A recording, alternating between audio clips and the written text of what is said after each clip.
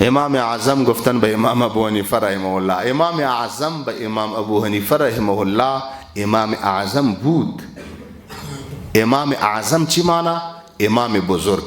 یگان تا باز میگن یگان تا که در دل خود یگان مرض داشته باشند، بجای ازی که یک گپ یک مسلمان درست حمل کنن، درست تعویل بکنن، یک مطلب درست بگیرن، و باز ایتو نشان میتن بخاطر ازی که یک درز و یک مشکل و یک تشویش را ایجاد بکنن، همین مطلب را درست ترجمه نمی کنن، همین مفهوم را درست بیان نمی کنن.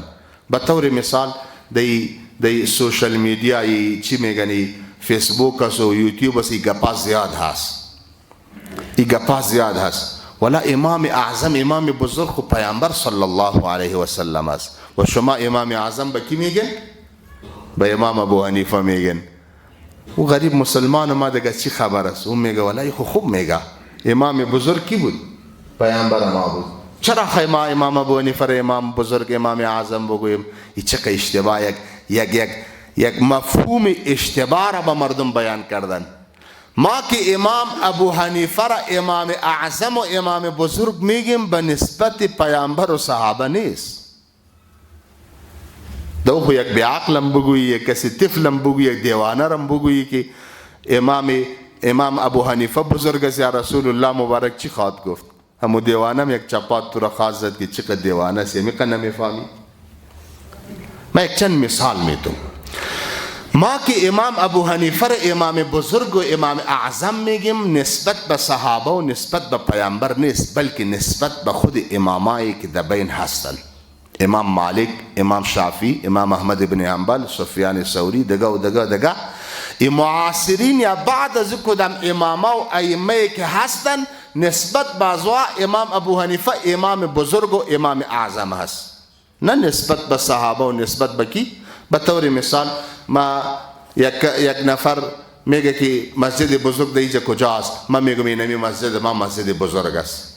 صحیح است؟ مرا چی میگه که دروغ نگو، از این مسجد که خو مسجد پلوخشتی کلان است، بزرگ است. من چی جواب خواهد دادم بریزو که و دیوانا مسجد پلوخشتی با نسبت به کابل بزرگ است. این مسجد ما نسبت به می ناحیه یا نسبت به می منطقه، نسبت به می قریه، نسبت به این بزرگ گفتیم ما، نه نسبت به کل کابل.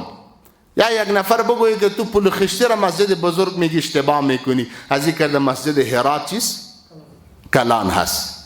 چی خواهد گفت که و دیوانا این مسجد پلوخشتی نسبت به کابل، هرات میشه که نسبت به کل افغانستان باشه.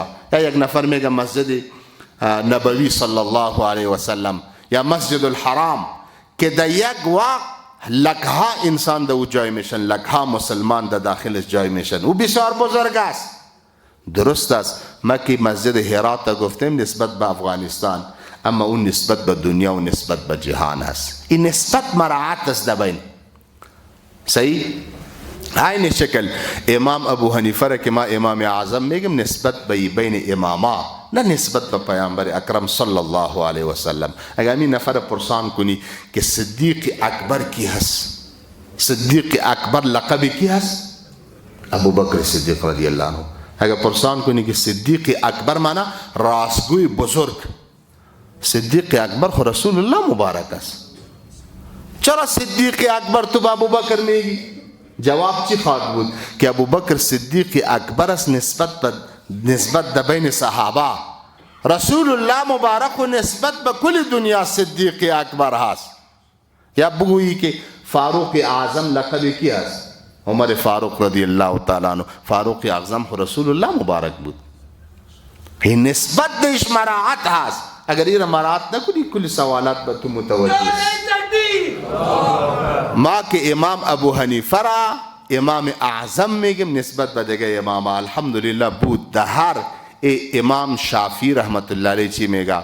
تمام فقها عیال ابی حنیفه فی الفقه، در فقه نانخور اعتماد کننده امام ابو حنیفه هستند.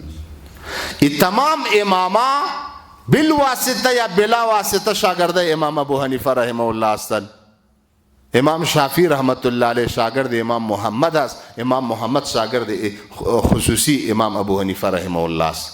امام احمد ابن حنبل شاگرد امام شافعی است. امام شافعی شاگرد امام محمد، امام محمد شاگرد امام ابو حنیفه است. ای امام بخاری، امام مسلم، ای که ما دا احادیث امامای بزرگ داریم کلش بالواسطه شاگردای امام ابو حنیفه رحمه الله است. دیگه امام بزرگ بچی میگا؟ امام بزرگ نسبت به امی ائمه که معاصر بودن یا پایین بودن، ای یگانه امام در بین ای 4 اماما که با صحابه ملاقات داره امی امام ابو حنیفه است رحمه الله و از آنها روایت هم داره. ای که ما امام اعظم، امام بزرگ میگیم به این نسبت دیگر اماما، نه به نسبت پیامبر صلی الله علیه و سلم و نه به نسبت صحابه کرام، بلکه نسبت به امامای دیگر.